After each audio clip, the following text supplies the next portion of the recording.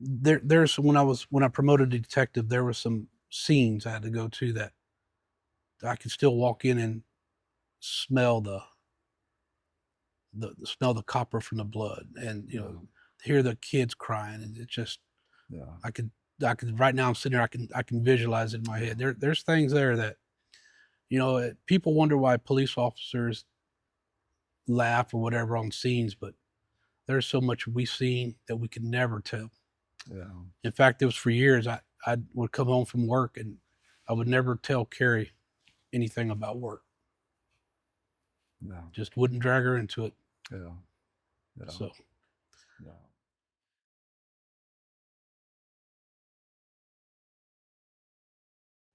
Welcome again, folks, to another edition of There Is More, and we appreciate you carving out some time just to spend a few minutes with us. Have a good friend and someone I really respect and look up to, who is a part of the San Antonio Police Department. Mark Stanish is with us today. Can I shake your hand first? Pastor Walker. And that's a grip. I won't show him. I want to be on your side when the shooting starts, buddy.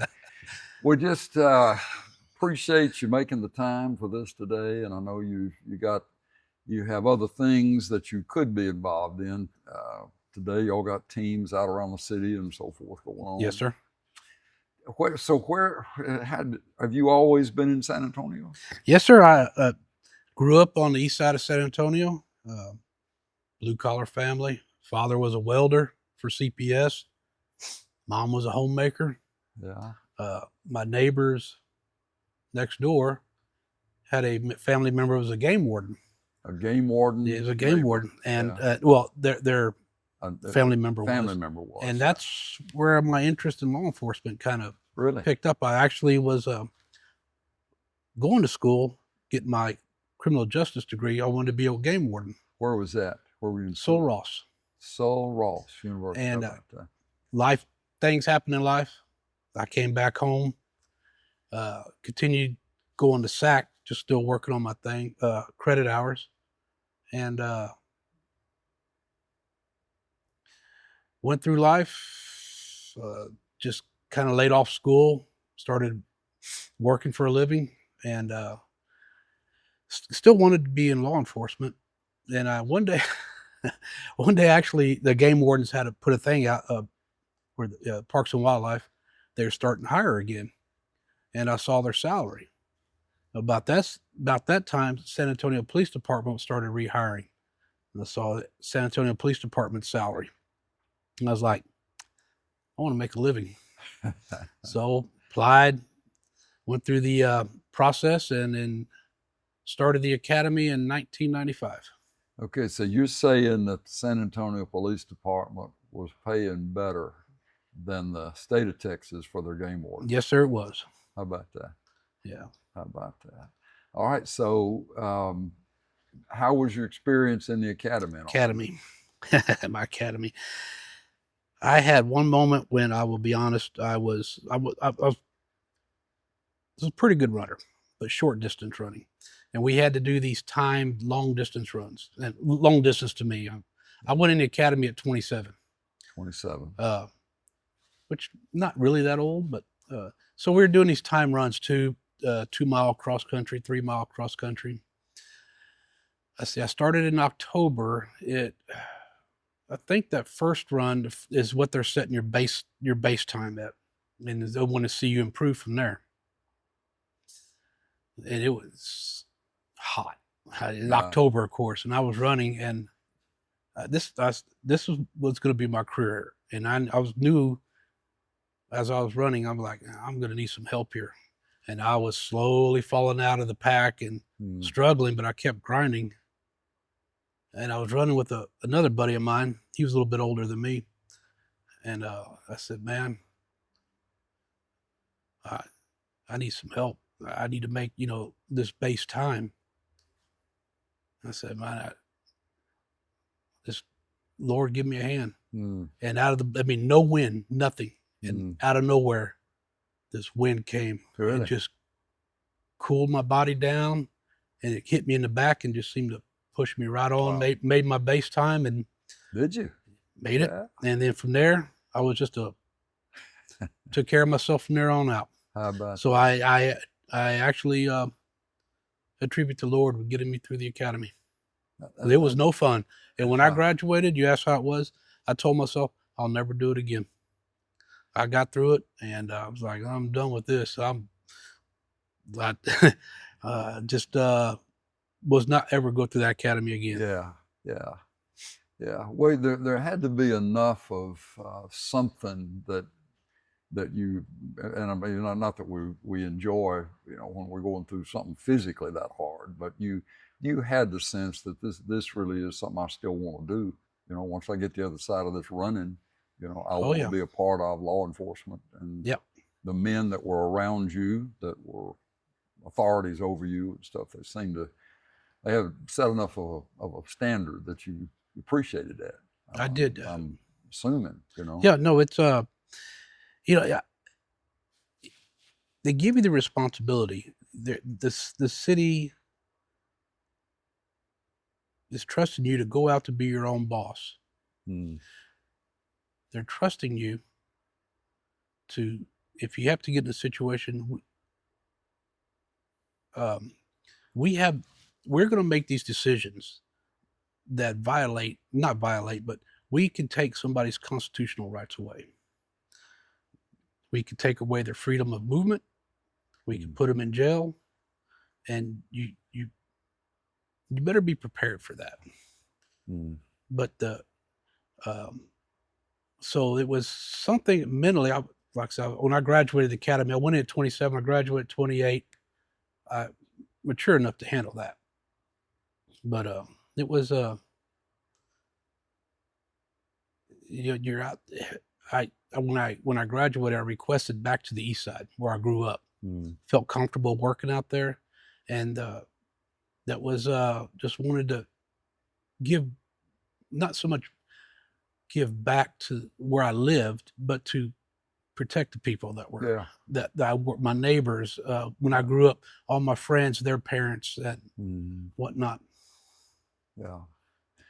Well, and so you were at some point influenced by Dale Hancock, trained by Dale. Hancock, he yes. was older, and you and Colt were y'all under Dale at the same time, or was that spread out? No, so when I graduated from the academy April 12th. It'll be burned in my mind. I had Friday night off. I was supposed to start. I had Saturday night off. I was supposed to start on Sunday night. I worked dog watch on the East Side Patrol. I came into work, and I was looking all over for this Officer Hancock, my field training officer. Mm-hmm. Lo and behold, apparently he decided he didn't want to train me the first week. He wanted to go work Fiesta.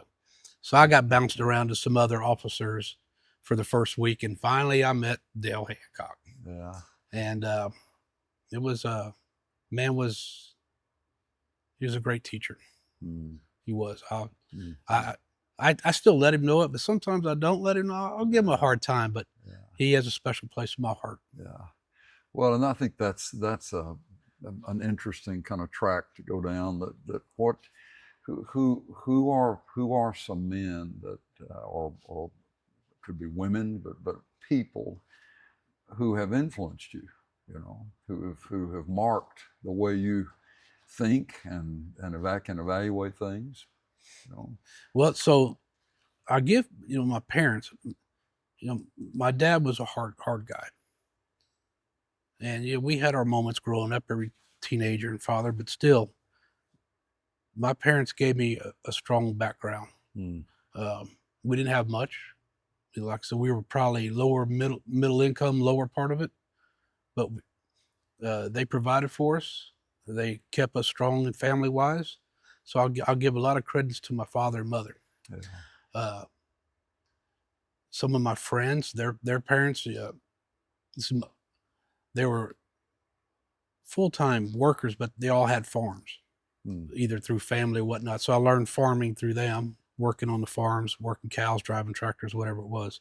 So, and my dad wasn't much of a hunter. He dove hunt, but hunting every other animal came through from a really good buddy of mine in high school.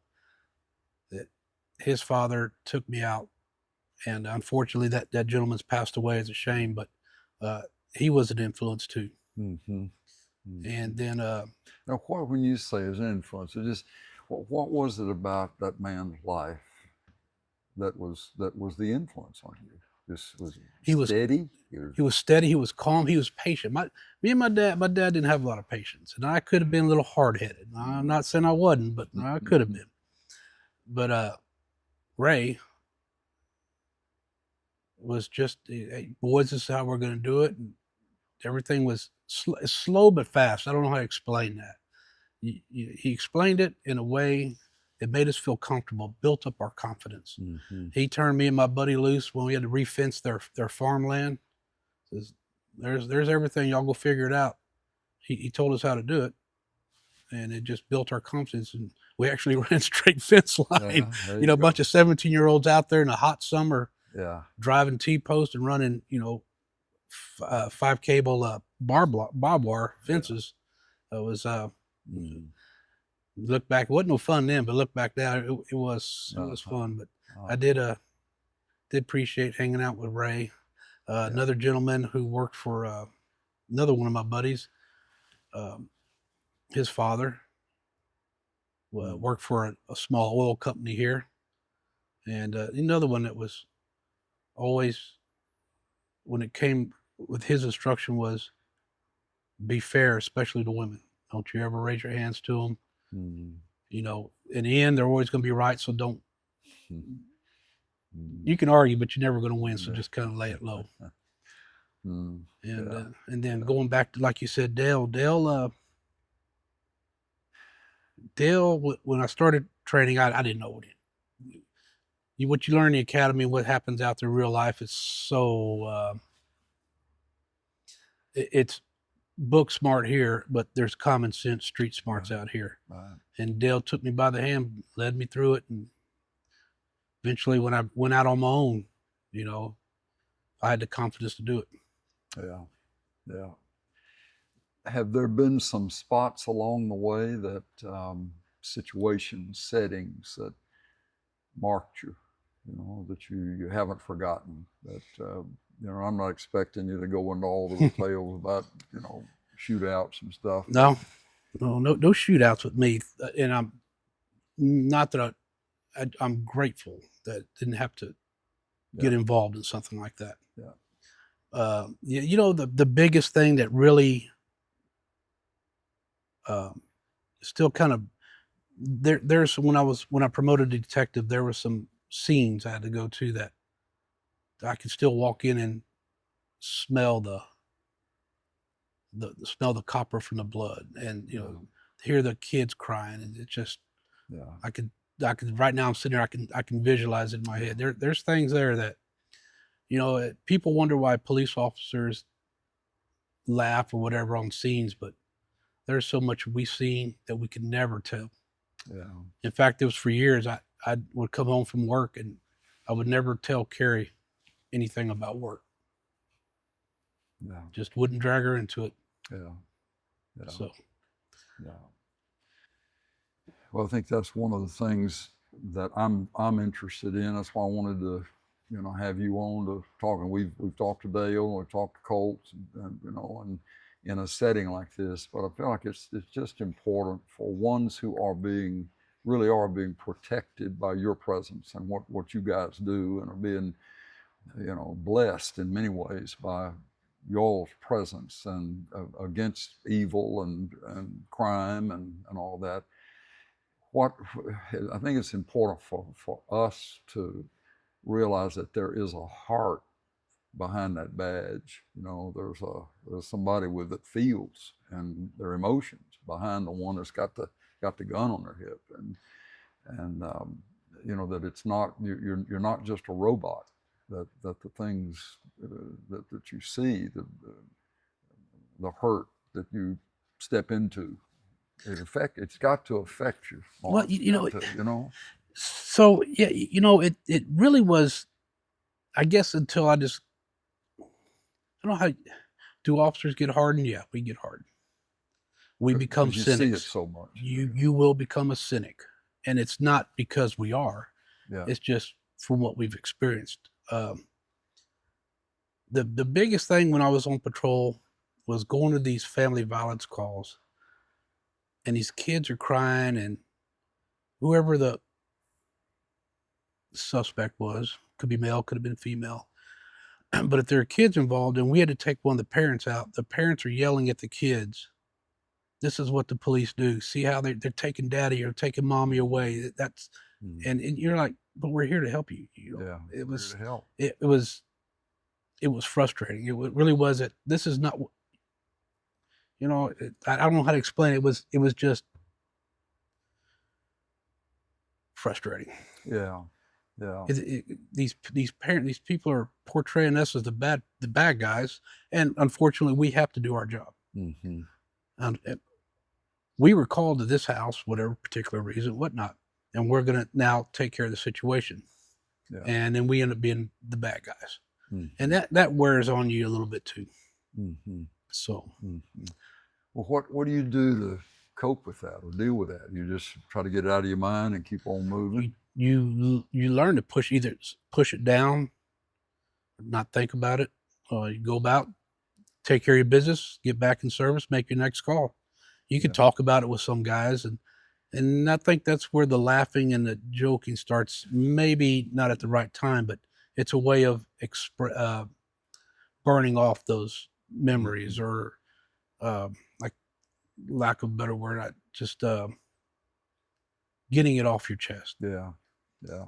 You know. Well, it would seem like it would be very detrimental just to being able to have any kind of a healthy view of life if you were having to carry everything that you saw and felt in those situations all the time into how you view the world and how your family and all of that. I think that from you guys that I've been around somewhat, you seem to can enjoy the outdoors. You can enjoy the hunting, fishing, being out and being with men that you're not having to worry about. Are they about to rob a bank or about to shoot somebody? You can enjoy being with men, and you can enjoy being out in we call it the God-made world. That can be refreshing. That can be replenishing, right? Oh, it's when you get away for the job. And unfortunately, for the most part, I'd have to leave Carrie at home. She's probably laughing about that right now, but to turn your mind off and just listen to what the good Lord has created. Yeah. And it is a refreshing moment. And fortunately, I've through you and friends that go down to the coast, or through you and meeting you, I've had that the opportunity. And it's like hitting a reset button. Yeah. And now that I'm getting closer to retirement now, I don't have the stresses that I felt I did when I was on patrol. And there really is, and most officers back when I came through, it's kind of an old school thing. You didn't talk about it with anybody. You carried your burdens. And now that with the suicide rate of officers becoming national news or whatnot, I think it's now being seen that how much we really carry around with us. Yeah. What we've seen, what we've had to do, that that officers now can get that psychological help. They can talk to somebody else openly and not be afraid of not being a man enough to do it. Yeah. Well, I know that you've been a blessing to us just to have around, not as a SAPD guy necessarily. We appreciate that, but just as a friend, as a brother. And I feel like that's important for folks who may be watching this right now, that again, that a police officer has a soul too, has a heart too, and that it can mean something for you to feel like you're being befriended by somebody, that they're nice to you and they appreciate what you do. You ever had folks say thank you for your service, or thank you Oh for yeah, what you're yeah, doing? yeah. All the time. And the funny thing about that is, it makes me feel uncomfortable because Does it? I didn't take this job to be given platitudes. I took the job to help people out.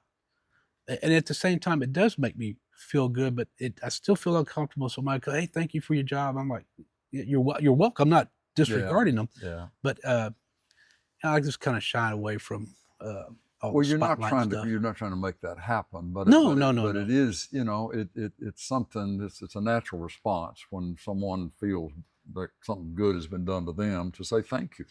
And I think that really is where whatever these things that we may feel like we want to do from time to time, buy your lunch, or or just say, walk over to you at a table and just say thank you.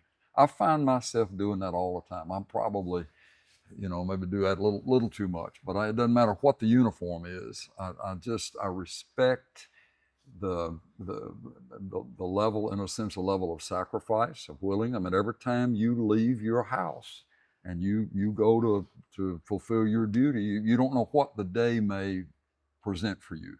That's right. And you have to you have to be somehow ready for that as best you can. Excuse me. Yeah.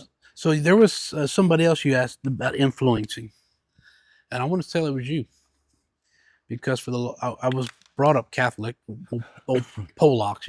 Polacks are going to be brought up Catholics, and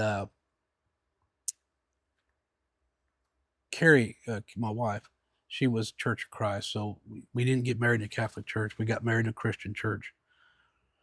But at some point, and I don't remember when it was, I kind of had just a falling out.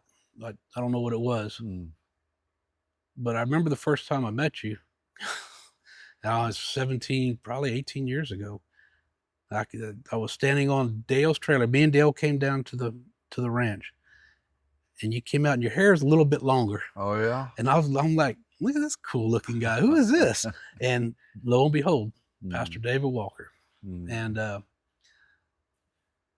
yeah, it's you brought me and Carrie. Your preaching, you and Albert's preaching, brought us back into the.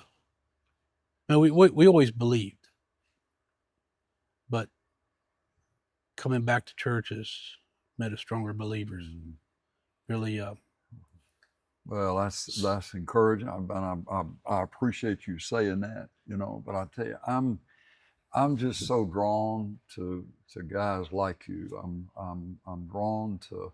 I don't do real good around nothing but preachers. I just don't. They can think what's he going to be up to next, and what is. I get a kick out of folks who they're not a part of the church here, but we're out in some of the stuff that I'll be involved in. I enjoy when sometimes folks will say, well, what do you do? Like asking me, what do you do? And I like to just, well, what do you think I do? What do you think? And I've heard them throw different things back at me. Well, you probably this, and then when sometimes I don't even respond to them. I'll just, but other times I'm gonna say, I'm a pastor in town, and I love talking to folks about Jesus. I could care less about religion, but Jesus, the person of Jesus, makes all the difference in the world, and I think that's where folks, the journeys that we're on in life, sometimes we get that connection with the real Jesus early. Sometimes it's later on, but that he's the difference, Mark. I mean, he is the difference, and the guys around here that. We'll come from lots of different backgrounds and all kinds of different things that have gone on. But I do believe that the central point is that it is Jesus. We hadn't seen him, but we do feel his presence. Yep, we'll be down absolutely. there at the ranch, and even we can't find a deer. Somebody shot the shot one too far back with Mm-hmm. a bow, and we got to get the dogs, and so the dogs, we pray over the sorry dogs before they go out. Yeah. I mean, you've seen that happen. Oh, I've been on How in the that. I've world been they on that find that end. trail out, and then we finally find what we were looking for, and guys just knowing that this was something only the Lord could do. I love saying the Lord knows how to throw you. Yes, he does. Jesus knows how to throw you. Yeah. Yeah. Yes, he does. I know. What would you say to us, just coming out of your experience? What are the things or things that you would just feel like are important to be solid in a man's life? I'm not saying that you would have to say I'm scored 100 on all those tests, Mm-hmm. but at this stage of the game, what is important? What really do you feel like is important to a man's life? To a man's life, love your family. Love your family. Love your family. Yeah. You don't need a bunch of you don't need the best of everything. Take care of your family, take care of your children, believe in the Lord, and everything else will come. Yes, it's nice having extravagant things, yeah, but you don't need them. I've been I've been on my wife for 15 years to get a boat. Don't have it yet. Working on it, but that's all right. I won't put that need because it's a need. It's not. It's a want. It's not a need. Yeah. Yeah. Respect women. Respect them. Yeah. And just do the right thing. Do the right thing. So I don't. It's you're a grown, not you, but in general, you're a grown man. Use your common sense. Yeah. But overall, respect your wife or your girlfriend. And if your mother's still around, you better give her another hug. Yeah. Because my mom's not around anymore. Yeah. And the week goes by, I don't think about her. Yes, sir. I'm there. My mom 2 years ago. She's not 2 years, about a little over a year now. It's Mother's Day week. A year ago, and I think about her most every day. Grateful. Yeah. Well, I appreciate you, appreciate what you do, appreciate what you stand for, and the things that are important to you are the right things. When God has blessed us with a wife and has blessed us with a family, they could have been. She could have been married. Carrie could have been married to somebody else. You could have been, and your kids didn't have. But the Lord has put all of that together. You see it as being from Him, and that's our stewardship into that. They're not just around to bless us, but we have the opportunity to be hopefully to be an encouragement. Yeah. To them, There's a statement that I heard a long time ago, and it has really stuck with me, and I've seen it to be true. Well, it's if the Lord is speaking to us, if you will honor me, I will honor you. If the Lord is speaking to us, if you will honor me, I will honor you. It simplifies the whole thing. Yep. That we're not having to worry about trying to please everybody. Because if we're living in a way that's pleasing to Him, then most all the time the folks that we need to have listen to us or respect us, or we need to be doing what they want, that'll come in line because we're lined up with Him. Right. If you will honor me, I'll honor you. And then that statement about it, you're going to reap what you sow. I say Galatians, God is not mocked. God is not mocked. Whatsoever a man sows, that's what he's going to. You're not going to get the crop back by dark, but in time, what the seed that you put in the ground is going to come back, and it's going to come back more of it. So Lord, show us, help us to be sowing the right kind of seed, and that you've You've expressed that. Right kind of seed with our wives, with our children, with those that are around us. Good. Yeah. Thank you. Thank you. Folks, we appreciate you listening in on this conversation today. And I believe you've heard some things from Mark that will be an encouragement to you. And I want to encourage all of us to, when we see peace officers, when we see ones in the military, San Antonio will have a lot of that expression and presence in our city. For us to be on the offensive, to go and speak a word of encouragement and say thank you, and because they don't have to do what they do, and it is a laying down, the willingness to lay down their lives for our safety and our children's safety. We just appreciate that, Mark. And to any of you guys and ladies who may be listening, and that you wear a badge and you have a holster on your belt. Thank you for what you're doing. We appreciate you and pray for you. I'll run into Border Patrol fairly regularly down in Webb County, and I will consistently be looking into their windshield and just saying to them, I just want you to know we appreciate what you do, and we pray for you. We pray for you, and I think that means something. I hope it does. Anyway, thank you, folks, for being a part with us today, and we will see you next time. God bless you.